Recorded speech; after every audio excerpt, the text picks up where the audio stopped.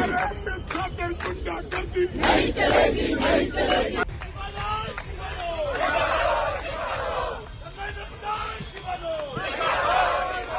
આ દ્રશ્યો એ દિલ્હીના પ્રધાનમંત્રી આવાસ બહારના છે, જ્યાં આજે કોંગ્રેસના નેતાઓ એક ઘર ઘેરાવો કરવા માટે અને પ્રધાનમંત્રીના રાજીનામાના માંગ સાથે ત્યાં પહોંચ્યા હતા। ત્યાં જ રસ્તા પર બેસી ગયા, વિરોધ પ્રદર્શન કરી રહ્યા હતા। રાહુલ ગાંધીથી લઈને પ્રિયંકા ગાંધી, મલ્લિકાર્જુન ખડગે અને બધા ત્યાં હતા અને નરેન્દ્ર મોદી હાય હાયના નારા લાગી રહ્યા હતા।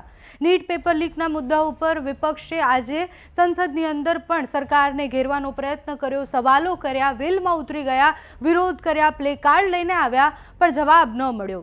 સંસદ ફરીથી સ્થગિત કરી દેવામાં આવી। એના પછી રાહુલ ગાંધી એ અધ્યક્ષને મળવા માટે પણ પહોંચ્યા હતા, ઓમ બિરલાને મળ્યા અને કહ્યું કે સંસદમાં પેપર લીકના મુદ્દા ઉપર વાત થવી જ જોઈએ, ધર્મેન્દ્ર પ્રધાને જવાબ આપવા જ જોઈએ। અને આટલા દિવસથી, છેલ્લા 23 દિવસથી જંતર મંતર પર વિદ્યાર્થીઓ વિરોધ કરી રહ્યા છે, આંદોલન કરી રહ્યા છે। જ્યારે એ સંસદ તરફ આવે છે ત્યારે એમને રસ્તામાં રોકીને મારવામાં આવે છે। આ બધાના જવાબ મળવા જોઈએ। વિપક્ષ આ મુદ્દા ઉપર આક્રમક છે। રાહુલ ગાંધી પોતે હવે રસ્તા પર બેસી ગયા છે, વિરોધમાં ઉતરી ગયા છે।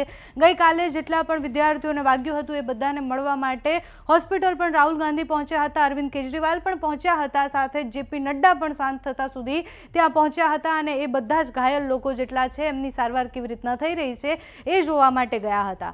પ્રશ્ન ત્યાં જ આવે છે કે પેપર લીકનો મુદ્દો જ્યાં વિપક્ષે પહેલાથી આક્રમક રહેવાનું હતું ત્યાં સીજેપી આક્રમક થઈ, એના પછી હવે રાહુલ ગાંધી આક્રમક થયા છે। વિપક્ષ આમાં ભેગા થઈને લડવા માંગે છે। અત્યારે તો પ્રધાનમંત્રીની ઘરની બહાર વિપક્ષ ધરણા કરીને બેઠા છે। પ્રધાનમંત્રી રાજીનામું આપે, પેપર લીકના મુદ્દે જ્યાં સુધી જવાબ નહીં મળે, જે જવાબદારી નહીં સ્વીકારે કે આટલા બધા વિદ્યાર્થીઓ, લાખો વિદ્યાર્થીઓના ભવિષ્ય સાથે કોણ ચેડા કરી રહ્યું છે, એની સાથે શું થશે, ત્યાં સુધી એ લોકો વિરોધ કરશે, એ વાત વિપક્ષ દ્વારા કરવામાં આવી છે। પ્રધાનમંત્રીએ આજે જ્યારે બેઠક હતી ત્યારે એવું સ્પષ્ટ કહ્યું કે જે પણ આરોપીઓ છે એમને કડકમાં કડક સજા મળવી જોઈએ। એ એનડીએની બેઠક હતી અને બેઠકમાંથી જેટલા મંત્રીઓ અને જેટલા નેતા આવ્યા બધાનું એવું કહેવું છે કે પ્રધાનમંત્રીએ પેપર લીકના મુદ્દે કડક સૂચના આપી છે કે કડક કાર્યવાહી થવી જોઈએ। કાર્યવાહી ક્યારે થશે, શું થશે, આખા દેશને ખબર છે। વિપક્ષ અત્યારે આ મુદ્દા ઉપર આક્રમક છે। એક બાજુ સીજેપીનું પ્રોટેસ્ટ ચાલી રહ્યું છે, બીજી બાજુ રાહુલ ગાંધી અને કોંગ્રેસના નેતાઓ એ પ્રધાનમંત્રીની ઘરની બહાર પહોંચ્યા છે। ત્યાંથી જે દ્રશ્ય સામે આવ્યા છે તેના પર કરીએ નજર। नहीं चलेगी, नहीं चलेगी, नहीं चलेगी, नहीं चलेगी, नहीं चलेगी, नहीं चलेगी, नहीं चलेगी, नहीं चलेगी, नहीं चलेगी, नहीं चलेगी, नहीं चलेगी, नहीं चलेगी, नहीं चलेगी, नहीं चलेगी। बच्चों के कातिल इस्तीफा दो, इस्तीफा दो, धर्मेंद्र प्रधान इस्तीफा दो, इस्तीफा दो, इस्तीफा दो, इस्तीफा दो, इस्तीफा दो, इस्तीफा दो, नरेंद्र मोदी इस्तीफा दो, इस्तीफा दो, इस्तीफा दो।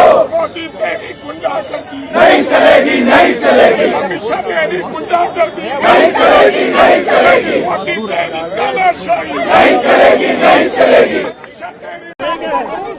जब जब मोदी डरता है पुलिस को आगे करता है, जब जब मोदी डरता है। ये आतंकवाद है, बीजेपी का आतंकवाद है। ये बीजेपी का आतंकवाद है। ये छात्रों की सुनते नहीं है, ये मरवाने को है।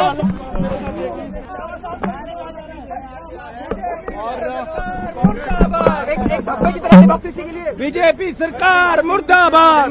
की आखिर इस देश की हो रही है, बच्चे कल प्रोटेस्ट कर रहे हैं, सर उसी लोग सड़क उतरे हो।